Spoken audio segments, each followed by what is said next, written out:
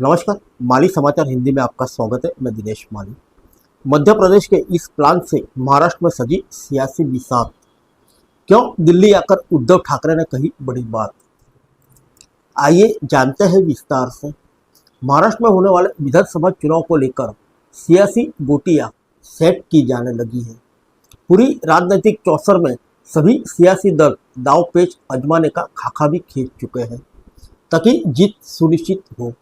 इस कड़ी में भारतीय जनता पार्टी और शिवसेना की महायुति सरकार ने मध्य प्रदेश की उस योजना को महाराष्ट्र में लॉन्च कर दिया जिससे मध्य प्रदेश में तमाम सियासी अटकलें और आंकड़ों को ध्वस्त कर एक बार फिर सरकार बनाई।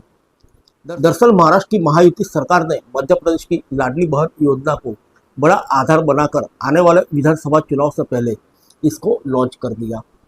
अब बड़ा सवाल यही है कि जिस तरीके से मध्य प्रदेश में लाडली बहन योजना गेम चेंजर साबित हुई थी, क्या ठीक उसी तर्ज पर महाराष्ट्र में भी यह योजना असर दिखाएगी या नहीं। हालांकि दिल्ली आकर उद्धव ठाकरे ने इस योजना को आड़े हाथों लिया है।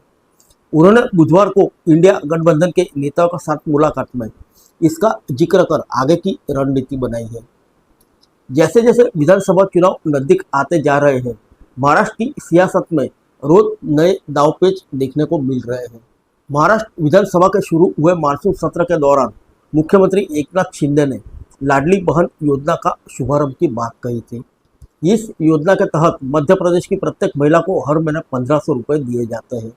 लेकिन इस योजना को लेकर न सिर्फ सियासत शुरू हुई बल्कि दिल्ली के राजनीतिक गलियारों में भी अब इसको लेकर विपक्षी दल बड़ा प्लान बनाने लगे हैं। लोकसभा चुनाव के बाद दिल्ली दौरे पर आए शिवसेना यूबीटी के मुखिया उद्धव ठाकरे ने पूरी योजना पर मुख्यमंत्री और भारतीय जनता पार्टी के नेताओं को घेरा है। उद्धव ठाकरे का कहना है कि जिस लाडली बहन योजना के माध्यम से महायुति सरकार 1500 रुपये महिलाओं को देने का वादा कर रही है, यह एक धोखा है। उद्धव ठाकरे ने महाराष्ट्र सरकार को निशाने में लेते हुए कहा कि जब इस सरकार के पास कुछ ही नहीं बचा है तो इस तरह से धोखे की बात की जाने लगी है।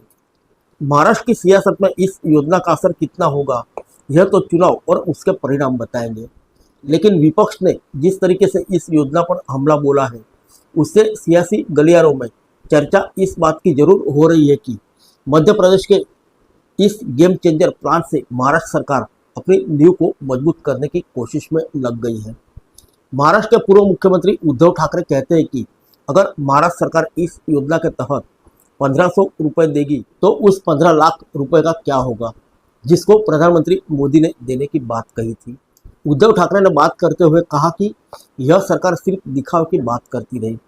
अब इस पूरे मामले को लेकर दिल्ली में विपक्षी दलों ने सियासी रणनीति बनानी शुरू कर दी है। जानकारी के मुताबिक उद्धव ठाकरे ने बुधवार को हुई अपनी मुलाकात के दौरान महायुति सरकार की ऐसी योजना के बारे में इंडिया गठबंधन से जुड़े नेताओं के साथ चर्चा भी की और अपना पक्ष भी रखा। राजनीतिक जानकारों का मानना है कि महाराष्ट्र में लाडली बहन योजना क्या सियासी रूप से सफल होगी या नहीं, यह तो चुनाव के नतीजे बताएंगे। लेकिन जिस तरीके से मध्य प्रदेश में इस योजना ने सरकार की वापसी कराई वह बेहद महत्वपूर्ण है और इस प्रयोग को यहाँ भी आजमाया जा रहा है।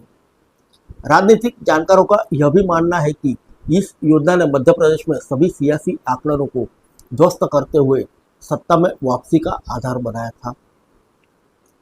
इस आधार और अनुमान की तर्ज पर ही मध्य प्रदेश की योजना को महाराष्ट्र में लॉन्च किया गया है।